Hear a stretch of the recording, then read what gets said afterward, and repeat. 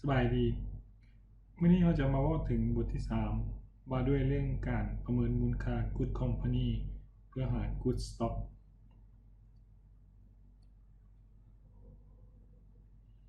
จุดประสงค์เป็นอย่างเราจึงต้องประเมินมูลค่าหุ้นอันที่2เป็นเบิ่งศึกษาถึงตัวเปลี่ยนและข้อมูลที่ใช้ในการคิดรายมูลค่าหุ้นเพื่อให้เราเข้าใจความสำคัญของการประเมินมูลค่าหุ้นเข้าใจนโยบายของการนำมูลค่าหุ้นมาเปรียบเทียบกับราคาตลาดของหุ้นเพื่อให้ใช้เขาในการตัดสินใจซื้อหรือว่าขายต่อมาเป็นรู้จักและเข้าใจแนวคิดการคิดรายมูลค่าหุ้นจากมูลค่าปัจจุบันของผลประโยชน์ธุรกิจที่จะเกิดขึ้นในอนาคตรู้จักและเข้าใจแนวคิดการคิดหลุด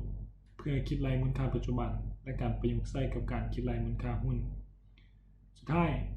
รู้จักและเข้าใจตัวเปลี่ยนต่างๆที่ใช้ประกอบในการคิดรายมูลค่าหุ้น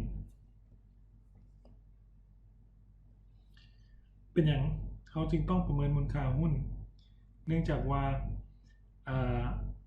เขาต้องหามูลค่าหุ้นเพื่อให้เขาสามารถตัดสินใจว่าจะซื้อหุ้นหรือว่าขายหุ้นได้นะซึ่งว่าหลักการของการประเมินมูลค่าหุ้นเขาต้องมาวิเคราะห์เศรษฐกิจอุตสาหกรรมของบริษัทที่เขาสนใจและจากนั้นเขามาซอกหา Good Company ก่อนนะว่าบริษัทใดเป็นบริษัทที่ดีอยู่ในอุตสาหกรรมนั้นหลังจากนั้นเขาได้ Good Company แล้วมาบวกกับการประเมินมูลค่าหุ้น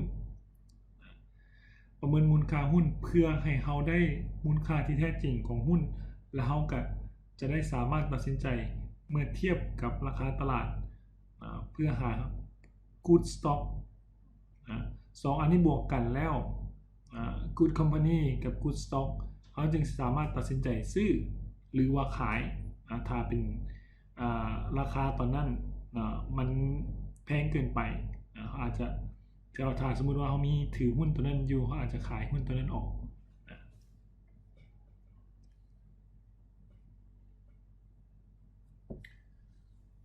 แล้วบัดนี้เขาจะควรจะซื้อ Good Company นะในราคาเท่าใดดีราคาตลาดP0ที่ซื้อขายกันในตลาดหลักทรัพย์ตอนนั้นแพงไปบ่หรือบ่แพงแพงไปบ่แพงเขาจะฮู้ได้แนวใดล่ะดังนั้นก็ต้องเทียบกับมูลค่าที่แท้จริงจากการคิดรายของเขาหรือว่ามูลค่า V0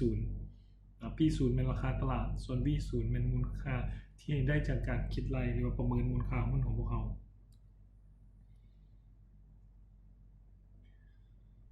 มูลค่าที่แท้จริงของกิจการ V0 เป็นมูลค่าปัจจุบันของผลประโยชน์ทางด้านเศรษฐกิจ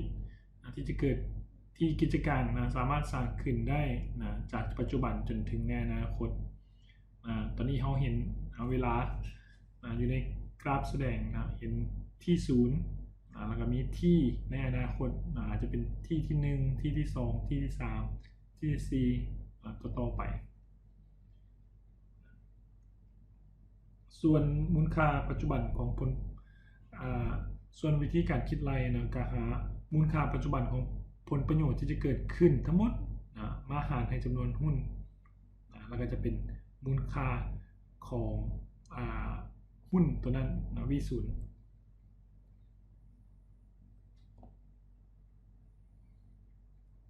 มูลค่าของบริษัทในหลักการบัญชีเขาจะเห็นว่าอยู่เบื้องซ้ายมือจะเป็นทรัพย์สินเบื้องขวามือจะเป็นหนี้สินแล้วก็ทุนหรือว่ามูลค่าตามบัญชีอีกเรื่องนึงอาจจะเป็นว่าส่วนของเจ้าของอยู่เบื้องซ้ายมือเราจะเห็นว่าผลการเฮ็ดธุรกิจในปัจจุบันจะแสดงออกตัวนี้อยู่ในตารางบัญชีแสดงทรัพย์สินและก็บัญชีรายรับรายจ่ายซึ่งว่าบัญชีรายรับรายจ่ายจะประกอบด้วยรายได้รายจ่าย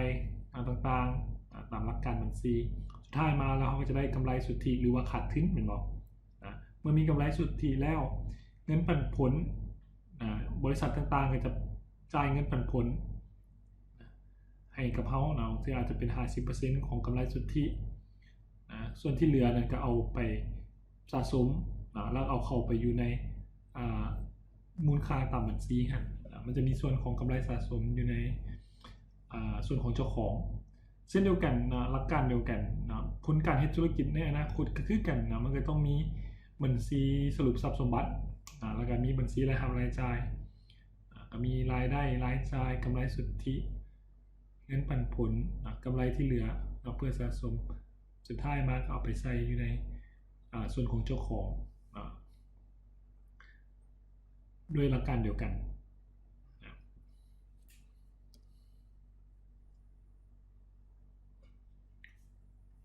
มูลค่าที่แท้จริงของบริษัทในปัจจุบัน V0 อาจหลายกว่าหรือหน่อยกว่ามูลค่าตามบัญชีนะขึ้นอยู่กับปัจจัยต่างๆเช่นความสำเร็จของธุรกิจที่ผ่านมาความนิยมในการยี่ห้อเป็นต้นนะบวกกับผลประโยชน์ของกิจการที่จะเกิดขึ้นในอนาคตนั้นมูลค่า V0 นะจึงเท่ากับมูลค่าปัจจุบันของผลรวมของผลประโยชน์ปัจจุบันและผลประโยชน์ในอนาคตผลประโยชน์ที่จะเกิดขึ้นในอนาคตหามาเป็นมูลค่าปัจจุบันรวมๆกันอย่างแนวคิดเรื่องมูลค่าปัจจุบันอันนี้เราเรียนแล้วหลายวิชาละจะมีpresent value แล้วก็มูลค่าในอนาคตเป็น future value ถ้าสมมุติว่าเขาฝากเงินสมมุติว่า$100ในปีที่0ปีที่1เขาก็จะได้อัตราดอกเบี้ยสมมุติว่า 10% เงินของเขาก็จะกลายเป็น$110ซึ่งได้มาจาก100คูณให้1.1ซึ่งมาจาก100คูณให้1บวกให้ดอกเบี้ย 0.1 อันนี้110เป็นมูลค่าในอนาคตที่จะเกิดขึ้นในปีที่100เป็นมูลค่าปัจจุบัน present value ด้วยหลักการเดียวกัน110เท่ากันกับ100คูณให้100บวกให้ 0.1 ซึ่งว่า110เป็น future value FV แล้วก็100เป็น PV เป็น present value คูณให้1บวกให้อัตราดอกเบี้ย I เอากับปีนสูตรย้ายเบื้องก็จะได้เท่ากับPV เท่ากับ FV หารให้1บวก I อันนี้เป็นกรณีมีปีเดียววันนี้การประยุกต์ใช้กับการลงทุนในหุ้นสมมุติการลงทุนในหุ้น X ในปีที่0ปีปัจจุบันและตั้งใจจะถือไป4ปีแต่ปีให้ผลประโยชน์ดังนี้ตามลำดับ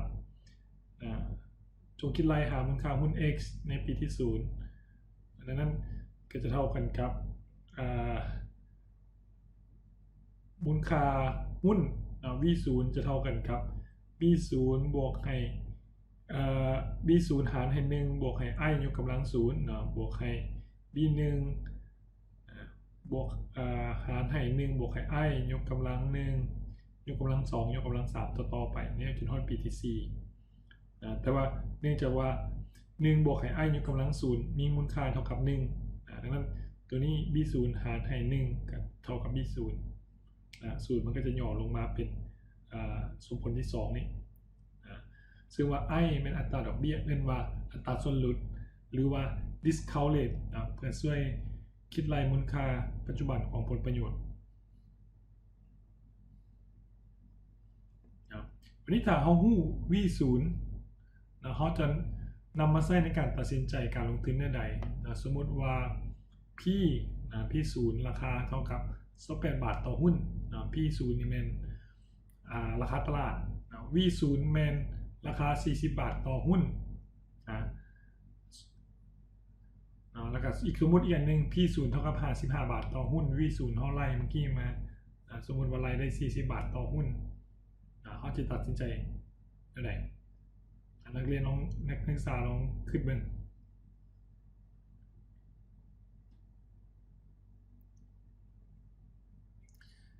ในกรณีที่1เนื่องจากว่า V0 เท่ากับ40 บาทต่อหุ้นมูลค่าที่แท้จริงแต่ว่าซื้อขายในตลาดเท่ากับ28 บาทต่อหุ้นแสดงว่าราคาตลาดมันถูกกว่าราคาที่แท้จริงเพราะว่าเขาประเมินแล้วผลประโยชน์ที่ได้รับที่เกิดขึ้น เฮ็ดให้มูลค่าที่แท้จริงของหุ้นตัวนี้เท่ากับ40 บาทนะแต่ว่าในขณะเดียวกันราคาตลาดเท่ากับ28 บาทซึ่งว่าถูกกว่ามูลค่าที่แท้จริงถ้าเขาบ่มีอยู่บ่มีหุ้นตัวนี้อยู่เขาคิดรายได้อย่างถูกต้องแล้วเขาควรจะตัดสินใจซื้อหุ้นตัวนี้นะสมมุติอีกกรณีหนึ่งคือ P0 เท่ากับ55เนื่องจากว่าราคาตลาดมันแพงกว่ามูลค่าที่เขาคิดรายได้นะคนเขาตีมูลค่าหุ้นตัวนี้เท่ากับ40 บาทจากการคิดรายแล้วก็สมมุติให้ว่ามันถึกแล้ววิธีการคิดรายเขาในกรณีนี้ถ้าเขาบ่มีเขาก็บ่ควรจะเข้าไปซื้อหรือว่าถ้าเขามีอยู่เขาควรจะขายออกเนื่องจากว่าในอนาคตจาก55 บาทหุ้นตัวนี้อาจจะกลับมาเป็น40 บาทได้ตามมูลค่าที่แท้จริงซึ่งว่าอาจจะน้อยกว่า40 บาทก็ได้หรือว่าหลายกว่า40 บาทก็ได้แต่ว่าเนื่องจากเขาประเมินแล้วว่ามูลค่าที่แท้จริงมันต่ำหลายต่ำกว่าราคาตลาดเขาก็ควรจะบ่ซื้อหรือว่าถ้ามีอยู่ก็ควรจะขายในการวิเคราะห์หุ้นโดยใช้ปัจจัยพื้นฐานเราต้องพยายามค้นหา goodness company ที่เป็น good stock good stock ก็เป็น good company ที่ under value เพื่อให้เขาซื้อเก็บไว้เข้าพอร์ตและอาจตัดสินใจขายออกเมื่อมีสถานะเปลี่ยนเป็น over value under value มันก็ต่ำกว่ามูลค่าที่แท้จริงและก็ over value เป็นมูลค่าที่สูงกว่าความเป็นจริงสูงกว่ามูลค่าที่แท้จริงของมันเขามีหลักการก็คือว่าต้องซื้อถูกเมื่อเทียบกับ V0 และขายแพงเมื่อเทียบกับ V0 หมายความว่าขายตอนมันที่มีราคาแพงกว่าราคา V0 แล้วก็ซื้อในกรณีที่มันถูกกว่า V0 ดังนั้นการหา V0 มูลค่าที่แท้จริงจึงเป็นเรื่องที่สำคัญของการลงทุน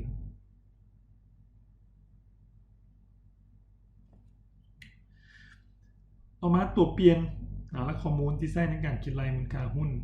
ซึ่งว่าเขาจะมีแบบจำลองที่เรียกว่า DCF discounted cash flow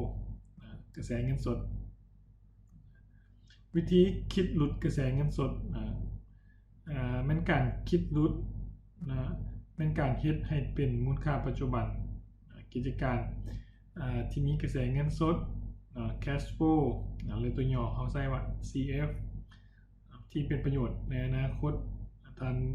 นำมาคิดหลุดให้เป็นมูลค่าปัจจุบันก็สามารถมันนำมาคิดรายหา B0 ได้นั้น B0 จะเท่ากันกับ B0 หารให้1บวก i ยกกำลัง0ต่อไปจนฮอดปีที่เขาคาดว่าจะคาดคะเนผลกระแสเงินสดได้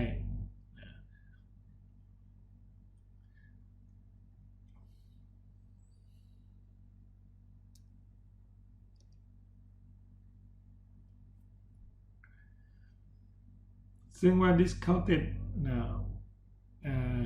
cash flow สามารถแบ่งออกมาเป็น2 วิธีหลักๆ2 วิธีหลักๆก็คือใช้เงินปันผลต่อหุ้นอันนี้เป็นผลประโยชน์ที่คาดว่าจะเกิดขึ้นในอนาคตอันที่1เป็นเงินปันผลต่อหุ้นอันที่2เป็นกระแสเงินสดอิสระ free cash flow เอามาเบิ่งตัวเงินปันผลต่อหุ้นก่อนเพราะเป็นเงินที่แบ่งปันมาจากกำไรเงินปันผลนี้ซึ่งเป็นตัวสะท้อนผลการดำเนินงานและผลประโยชน์ของกิจการที่ตกมาเป็นของผู้ถือหุ้นที่เป็นเจ้าของ cash flow อย่างแน่นะครับ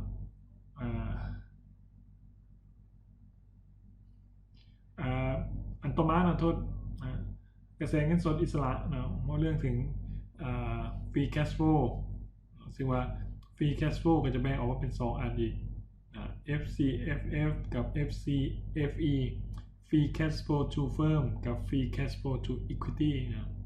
กระแสเงินสดอิสระของกิจการ free cash flow to firm เป็นกระแสเงินสดอิสระของธุรกิจที่ได้หลังจากการหักค่าใช้จ่ายและภาษีของกิจการรวมทั้งเงินทุนหมุนเวียน รายจ่ายเพื่อการลงทุนออกไปแล้วกิจการจึงสามารถนำกระแสเงินสดดังกล่าวไปใช้ในการจ่ายชำระดอกเบี้ยเงินกู้ยืมหรือนำมาจ่ายเงินปันผลให้แก่ผู้ถือหุ้นของกิจการทั้งหมดอันนี้เป็นนิยามของ free cash flow to firm ซึ่งว่า free cash flow to firm จะเท่ากันกับกระแสเงินสดสุทธิจากการดำเนินงานเนาะลบให้เงินทุนหมุนเวียนนะครับลบรายจ่ายเพื่อการลงทุนก็จะได้เป็น CFCFF วันนี้กระแสเงินสดอิสระของผู้ถือหุ้นก็ได้หามาได้มาจาก FCFF กับมีเพียงแต่ว่าเอา FCFF มาลบให้ภาระคืนหนี้แล้วก็ดอกเบี้ยที่ต้องจ่ายกันล้วนหนี้แล้วก็ดอกเบี้ยที่ต้องจ่ายกันอันนั้นจะกลายเป็น FCFE ซึ่งเพราะว่าอันกระแสเงินสดของธุรกิจต้องออกไปลบให้เจ้าหนี้ก่อนแล้วก็ดอกเบี้ยให้เจ้าหนี้ก่อนจึงจะเป็นเงินส่วนที่เหลือและตกเข้ามาเป็นของผู้ถือหุ้นหรือว่าผู้ที่เป็นเจ้าของกิจการนั้นดังนั้นเขาจะหา cash flow cash flow ที่เป็น dividend free cash flow to firm free cash flow to equity ทั้งในปัจจุบันและอนาคตได้ใดdividend FCFF FCFE ในปัจจุบันหาได้จากงบการเงินในปัจจุบันเห็นไหมซึ่งว่ามี2อันคือบัญชีสรุปทรัพย์สมบัติกับบัญชีรายรับรายจ่ายต่อมาเป็นD dividend FCFF แล้วก็ FCFE ในอนาคตซึ่งได้มาจากงบการเงินในอนาคตหมายถึงว่าบัญชีสรุปทรัพย์สมบัติในอนาคตงบบัญชีรายรับรายจ่ายในอนาคตดังนั้นมันยังไม่เกิดขึ้นงบการเงินในอนาคตนั้นเขาต้องมีการคาดคะเนหรือว่าประมาณการล่วงหน้าการประมาณงบการเงินล่วงหน้าเขาต้องมีการคาดการณ์ว่าธุรกิจจะเป็นแนวใดในอนาคตสะท้อนภาพธุรกิจให้เป็นซึ่งปริมาณผ่านงบการเงินซึ่งว่าเขาต้องมาสร้างงบการเงินงบดุลเดียงงบสรุปทรัพย์สมบัติล่วงหน้าตั้งแต่ปีที่0หาปีต่อไปที่เขาสามารถคาดคะเนได้แต่ข้อสำคัญคือว่ายิ่งเขาคาดคะเนไปไกลหลายเท่าใดโอกาสผิดพลาดแห่งหลายเท่านั้นอันต่อมาก็คืองบกำไรขาดทุนล่วงหน้าอันนี้ต้องได้คาดคะเนคือกันมีเบิ่งเขาต้องไปเบิ่งตัวเลขเศรษฐกิจต่างๆว่ารายรับจะเป็นแนวใดมีผลกระทบจากนโยบายของรัฐบาลอย่างแน่ที่จะกระทบต่อกับรายได้ต้นทุนได้ว่าต้นทุนจะได้รับผลกระทบจากปัจจัยแวดล้อมใดแดบ่ว่าจะเป็นทั้งภายในและก็ต่างประเทศแล้วก็มาสร้างเป็นงบคาดคะเนล่วงหน้า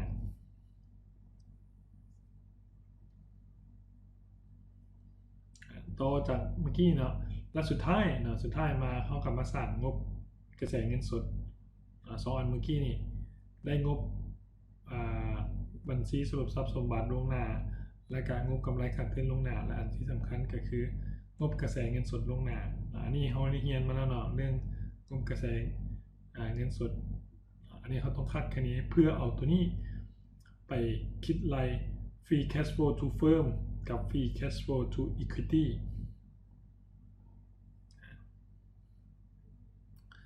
กระบวนการสร้างงบการเงินล่วงหน้าfinancial projection หรือว่า financial modeling ตัวนี้เป็นเรื่องที่สำคัญนักศึกษาสามารถไปเรียนเติมได้แต่อาจารย์จะสรุปคร่าวๆดังนี้การเงินทั้ง3อันมีความเชื่อมโยงและก็สัมพันธ์กันเช่นยอดขายอาจจะเพิ่มขึ้นจากการลงทุนเพิ่มขึ้นในทรัพย์สินถาวรหรือว่าทรัพย์สินคงที่เพื่อเพิ่มกำลังการผลิตดอกเบี้ยจ่ายอาจจะเพิ่มขึ้นอาจจะมาจากการกู้ยืมเฮ็ดให้หนี้สินรวมเพิ่มขึ้นค่าเสื่อมราคาเพิ่มขึ้นเนื่องจากว่าในงบกำไรขาดทุนย้อนว่ามีการลงทุนเพิ่มเติมและก็cash flow ที่เป็น dividend อาจดึงมาจากงบกำไรขาดทุนล่วงหน้านั้นอันใดเขาลงทุนในทรัพย์สินถาวรเพื่อเพิ่มกำลังผลิตแต่ว่าเงินที่เขาเอาเงินมาลงทุนท่านเขาไปกู้ยืมมามันก็ไปเพิ่มเติมเป็นค่าใช้จ่ายในงบกำไรขาดทุนนอกจากนั้นมีทรัพย์สินคงที่เพิ่มขึ้นนั่นก็ยังไปใส่อยู่ในงบกระแสเงินสดอีกโดยเฉพาะในเรื่องของค่าเสื่อมราคาของทรัพย์สินถาวรท่านนั่น3 อัน3 งบจึงมีความเชื่อมโยงกัน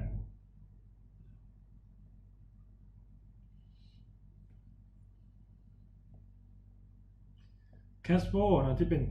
free cash flow ต้องใช้จากใบรายงานงบกระแสเงินสดล่วงหน้าและก็งบกำไรขาดทุนล่วงหน้าอันนี้เป็นสรุปคร่าวๆว่าfree cash flow to firm ได้มาจากอีหยังได้มาจากกระแสเงินสดที่จากการดำเนินงานตัวอย่างกระแสเงินสดที่จากการดำเนินงานนี่หาได้มาจากไสแดหาได้มาจากงบกระแสเงินสดล่วงหน้า 2. ดอกเบี้ยหาได้จากไสล่ะดอกเบี้ยหาได้จากงบกำไรขาดทุนล่วงหน้าหรืองบกระแสเงินสดล่วงหน้าภาษีที่ต้องจ่ายหาได้จากงบกำไรขาดทุนล่วงหน้าการลงทุนในทรัพย์สินถาวรเพิ่มในทรัพย์สินถาวรหาได้จากงบอย่างไรตัวนี้ก็หาได้จากงบกระแสเงินสดล่วงหน้าซึ่งเชื่อมโยงถึงงบดุลล่วงหน้าอีกส่วน free cash flow to equity เอามาลบกันแล้วก็หาได้จากบรรดางบเงินงบล่วงหน้าต่างๆเมื่อเขาได้cash flow ที่เป็น dividend free cash flow to firm แล้วก็ free cash flow to equity แล้วซึ่งเป็นผลประโยชน์ที่ในอนาคตของธุรกิจแล้วนำเอามาคิดดุลเป็นมูลค่าปัจจุบันตามอัตราส่วนลดเท่าใดดีซึ่งว่าอัตราส่วนลดมีความสำคัญซึ่งว่าcash flow จะแบ่งออกเป็น2 กลุ่มกระแสเงินสดของกิจการที่เป็น FCFF กับกระแสเงินสดที่ตกมาเป็นของผู้ถือหุ้นdividend กับ free cash flow to equity ทั้ง2กลุ่มนี้จะมีอัตราส่วนลดแตกต่างกันเนื่องจากว่าอันนึงเป็นงบกระแสเงินสดของทั้งหมดกิจการอีกอันนึงกระแสเงินสดที่ตกมาเป็นของผู้ถือหุ้นอย่างเดียวเขาจะมาหาเบิ่งว่าควรจะเป็นเท่าใดดีตัวน้อยนี่กระแสเงินสดของกิจการนี่ได้มาจากการเฮ็ดธุรกิจจนสำเร็จในแต่ละปีอาศัยเงินทุนของกิจการมาจาก2 ทางหลักๆก็คือว่าหนี้สินทรัพย์สินของกิจการนี่เฟิร์มมันจะมีทรัพย์สินซึ่งว่าทรัพย์สินทั้งหมดที่ได้มานี่บางเทื่อได้มาจากการไปกู้ยืมเงินมาลงทุนกับอีกอย่างนึงเป็นส่วนของผู้ถือหุ้นเอาเงินลงทุนเองซึ่งว่าต้นทุนของหนี้กับต้นทุนของเจ้าของมันแตกต่างกันดังนั้นเขาต้องมาคิดรายหาต้นทุนของกิจการเขาเรียกว่า cost of capital หรือว่า K ซึ่งต้นทุนของหนี้เอาใส่สัญลักษณ์ว่า KD ต้นทุนของเจ้าของแมน KE D กันย่อมาจาก debt ส่วนตัว E มาจาก equity ตัวอย่างบริษัทแห่งหนึ่งมีทรัพย์สินรวมทั้งหมดประมาณ 1,000 ล้านบาทหนี้สินรวมทั้งหมด400 ล้านบาทส่วนของผู้ถือหุ้น600 ล้านบาทต้นทุนทางการเงินของหนี้สินบริษัทนี้เฉลี่ย 7% ต่อปีอีกต้นทุนทางการเงินของเจ้าของประมาณ 12% ต่อปีกำหนดอัตราอักษรกำไรเท่ากับ30จงคิดรายหาต้นทุนของกิจการนักศึกษาลองเฮ็ดเบิ่งประมาณคิดว่านักศึกษาคิดว่าอัตราดอกเบี้ยต้นทุนของกิจการตัวนี้ควรจะเป็นเท่าไหร่ลองเบิ่ง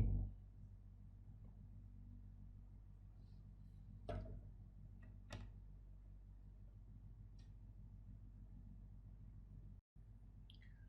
จากตัวอย่างเมื่อกี้เนาะเขาจะเห็นว่าKD ของเขานะมันจะมีข้อมูลที่ได้มาเนาะ KD T แล้วก็ KE นะเราต้องรู้ก่อนนะว่าสัดส่วนของบริษัทนะมีโครงสร้างเงินทุนจากหนี้สินหรือว่าส่วนของเจ้าของเป็นเท่าใดเมื่อกี้นี้เนื่องจากว่าบริษัทนี้มีโครงสร้างหนี้สินเท่ากับ 40%ซึ่งได้มาจาก400หารให้ 1,000 นะแล้วก็ส่วนของเจ้าของ 60%เราได้มาจาก600หารให้ 1,000 หรือว่า 0.6 เราก็จะได้อัตราส่วน WT และก็ WE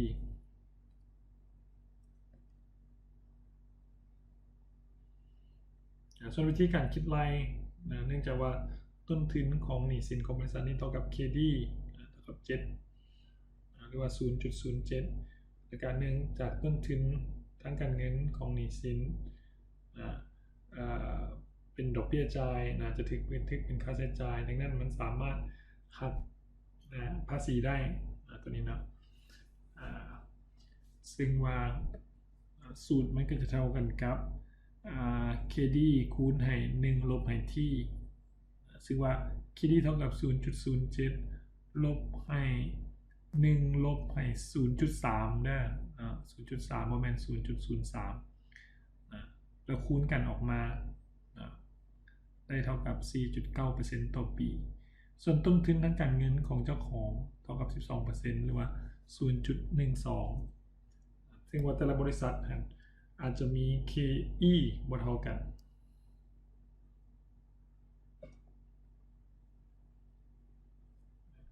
จากตัวอย่างเมื่อกี้นี่เราก็มาหาต้นทุนของกิจการแบบเฉลี่ยทวงน้ำหนักเนื่องจากว่าอัตราส่วนของหนี้เท่ากับ 0.4 แล้วเรามาคูณให้KD ที่เราหามาได้เมื่อกี้นี่เท่ากับ 0.049 ไปหักภาษีอย่างต่างๆออกแล้วอากรเนาะตามภาษาลาวเขาเป็นอากรแล้วก็บวกให้กับ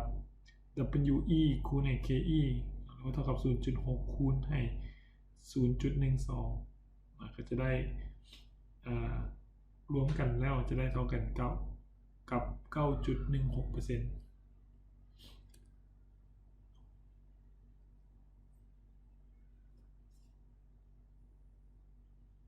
วันนี้เราลองมาคิดเบิ่งดูนะว่าบริษัทที่เราเฮ็ดธุรกิจขุดเจาะน้ำมัน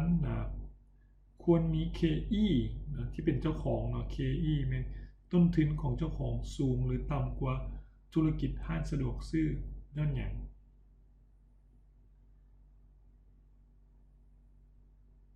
ลองสนทนากันเบิ่ง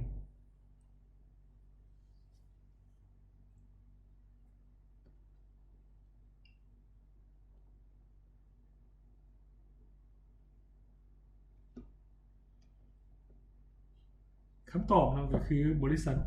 ขุดเจาะน้ำมันควรมี KE สูงกว่าธุรกิจห้างสะดวกซื้อเนื่องจากว่าความเสี่ยงของธุรกิจขุดเจาะน้ำมันมันหลายกว่าธุรกิจห้างสะดวกซื้อเนื่องจากว่า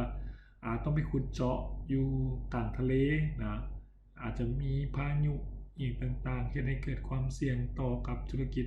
หรือว่ากันกับเครื่องมือการขุดเจาะ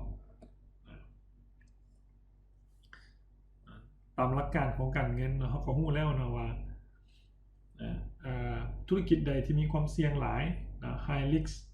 high return ดังนั้นผลตอบแทนเพื่อชดเชยต่อกับความเสี่ยง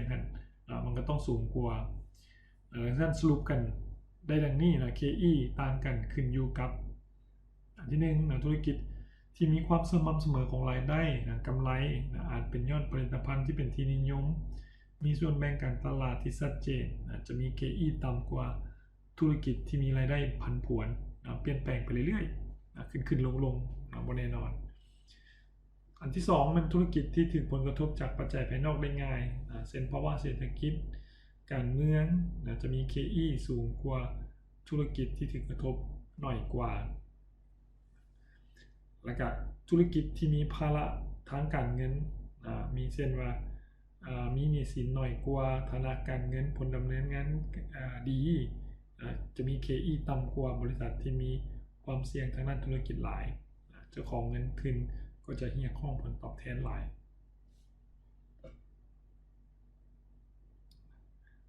อันนี้เป็นหลักการเขาฮู้แล้วนะหลักการการเงินนะ high risk high expected return KE ยิ่งสูงก็แสดงเห็นถึงความเสี่ยงของธุรกิจนั้นสูงลองนักศึกษาลองคิดเบิ่งว่าธุรกิจใดๆที่มีความเสี่ยงสูง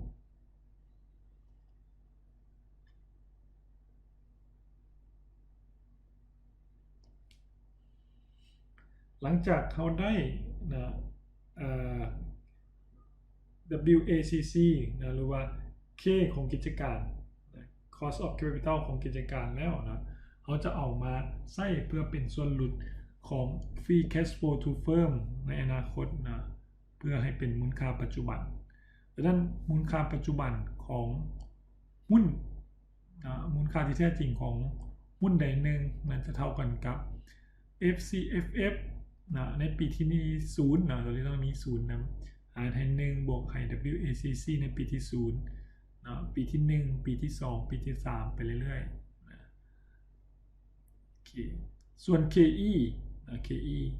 Cost of Capital ของส่วนที่เป็นเจ้าของอย่างเดียวนะจะถูกนำไปใช้เพื่อประกอบการคิดไล่ลดของ FCFE กับdividend ในอนาคตนะเพื่อให้เป็นมูลค่าปัจจุบัน V0 นะคือหลักการเดียวกันนะ V0 ก็จะเท่ากับ FCFE หารให้1บวกให้ KE ยกกำลัง0กำลัง1กำลัง2ต่อไปส่วน dividend ก็คือกัน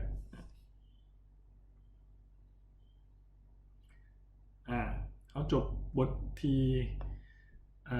3เดี๋ยวเราไปต่อเรื่องวิธีการคิดไล่การคิดลดหรือว่าหามูลค่าปัจจุบันของหุ้นประเมินมูลค่าหุ้นในบทที่4ต่อไปอันนี้เป็นคำว่าของเรดาริโอค่อยเฮียนหู้จากความผิดพลาดเรดาริโอเป็นผู้บริหารกองทุนที่มีชื่อเสียงคนหนึ่งพวกเขาสามารถไปสอบหาประวัติเราได้ว่าเรามีความสามารถในไหนถ้าได้อ่านแล้วเขาจะรู้สึกถึงความอาจสามารถของเราขอขอบใจ